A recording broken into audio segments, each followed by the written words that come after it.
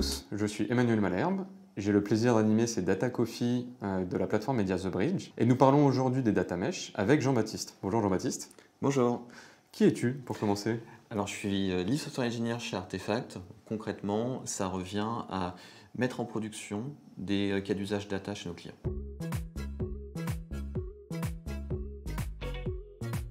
Et le data mesh, de ton point de vue, qu'est-ce que c'est? Alors, le data mesh, il faut se dire qu'on va avoir différents meshes. Chacun de ces meshes représente un domaine. Un domaine, c'est par exemple la vision client ou la vision des ventes.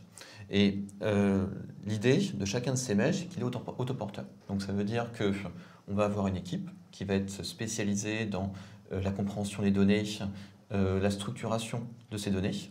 Et on va aussi avoir des personnes techniques qui vont permettre de récupérer la donnée, de la transformer et de l'exposer.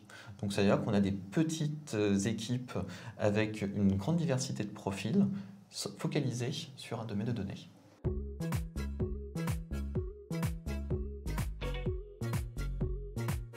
Par rapport à l'exposition des données, qu'est-ce que ça implique en termes de standards de production? Un mesh et un domaine dans sa constitution, c'est un aspect de la connaissance de la donnée. Donc ça veut dire quelles sont les données qui composent ce mesh, sa documentation pour avoir une bonne vision complète de l'ensemble des facettes de ce domaine de données. Et on va aussi avoir un aspect technique, c'est-à-dire qu'on va ingérer la donnée, on va la transformer, on va l'exposer. Donc c'est déjà l'ensemble des fonctionnalités que l'équipe technique doit satisfaire, mais on a aussi des problématiques de qualité de données. Donc on doit s'assurer que la donnée qui est exposée est de bonne qualité. Et un dernier objectif qui est la disponibilité et la fraîcheur de la donnée. Parce que typiquement, ma donnée, je vais l'utiliser et j'ai besoin de m'assurer qu'elle est de bonne qualité. Donc typiquement, je vais par exemple avoir un dashboard sur les ventes. J'ai besoin d'avoir quelque chose qui est exact tout le temps parce que les équipes ont besoin tout le temps. Cela implique d'avoir une solution qui est aussi disponible avec des données toujours aussi fraîches. Et c'est une contrainte supplémentaire que l'ensemble des domaines qui ont et qui gèrent ce domaine, c'est-à-dire avec l'injection et l'exposition, doivent voir dans leur périmètre de compétences.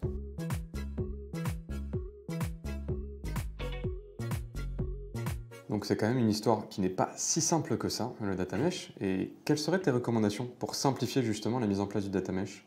Alors, déjà, le data mesh, c'est très intéressant dans la mesure où chaque domaine va avoir une vision complète de A à Z. C'est-à-dire que la donnée, je la connais, et après, jusqu'à l'exposition. Après, je vais avoir certaines contraintes dans la mesure où ça peut s'avérer coûteux. Et je vais aussi avoir des personnes qui sont très rares sur le marché que je vais devoir dupliquer. Donc ça c'est problématique. Donc l'objectif, c'est de se dire, je vais commencer à standardiser et à rationaliser pour simplifier et permettre une meilleure mise à l'échelle de cette approche. Donc comment on peut faire? Déjà avoir une équipe de data gouvernance centrale. Une équipe de data gouvernance centrale va permettre de partager les bonnes pratiques à l'ensemble des domaines. Donc ça permet d'avoir une uniformisation, que ce soit par rapport à la structuration de la donnée, à la composition et à la documentation des domaines. Un deuxième axe, d'un point de vue technique, serait de se dire, je vais mettre en place tous les assets, c'est-à-dire de collecte, de transformation, de déploiement automatisé, standard, sur les différents domaines. Parce qu'au final, on se rend compte que ce sont différentes actions qui se répètent d'un domaine à un autre. Donc, autant, plutôt que le faire à chaque fois, autant standardiser et le rationaliser. Donc ça, c'est déjà une première approche pour y arriver. Par la suite, on peut se baser sur des technologies. Le fait d'avoir des technologies de data warehousing telles que BigQuery, Synapse, Snowflake, qui permettent de désiloter la donnée, c'est vraiment quelque chose de positif. Et ça, c'est une grande avancée par rapport à ce qu'on pouvait avoir au préalable. Et on a d'autres technologies, telles que DBT, Airbyte, qui vont nous permettre de nous baser sur des technologies du marché utilisables de tous, ce qui va faire que moi, en tant que software engineer, je vais avoir moins de choses à développer parce que je vais pouvoir me baser sur les technologies du marché.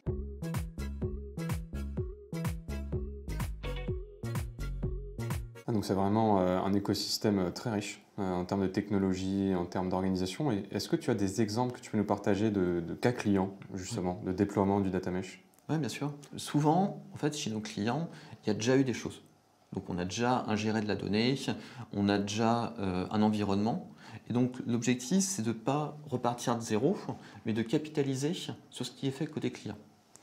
Et souvent, on se retrouve avec un client qui a fait du lift and shift. Qu'est-ce que c'est du lift and shift? C'est je prends ce que j'ai dans mon environnement legacy, mon environnement on-premise, et je le copie avec une même organisation dans l'environnement cloud.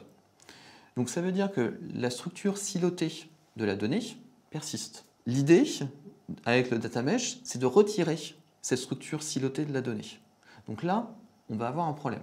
L'idée, côté client, c'est aussi d'avoir moins d'équipes techniques qui vont être en responsabilité d'ingérer et de gérer la donnée. Donc cette vision silotée, ça répond à ce besoin. Le point, c'est de trouver un bon compromis.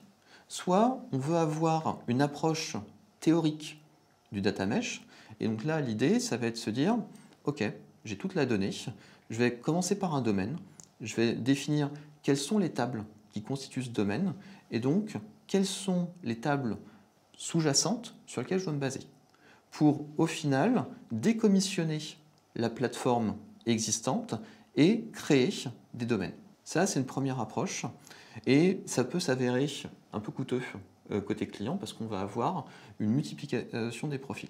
Il y a une autre approche, on va dire avec un data mesh un peu plus light, où au final, l'équipe qui va être en charge du mesh ne va pas avoir à gérer toute la partie ingestion. Il va plus se mettre au-dessus. Donc il va capitaliser sur toute la donnée qui est mise à sa disposition et va construire ces domaines de données. Donc le désavantage de ça, c'est que j'ai une connaissance qui est moins bonne de bout en bout, parce que je ne gère pas la donnée de son ingestion à son exposition. L'avantage, c'est que je vais avoir un système qui va être plus flexible. Donc on ne va pas rentrer dans une approche data mesh théorique, mais au moins on pourra construire des domaines de données avec des personnes qui seront honneurs de ce périmètre-là. Ça permet aussi de définir à quoi pourrait ressembler une vision mesh pour se dire j'ai mon domaine, je sais quelles sont les tables qui la composent. Maintenant, si j'ai besoin de déstructurer ma plateforme et savoir au final comment composer mes domaines, c'est possible. Pourquoi? Parce qu'en fait, j'ai un lineage de ma donnée qui me permet de savoir d'où vient chaque domaine.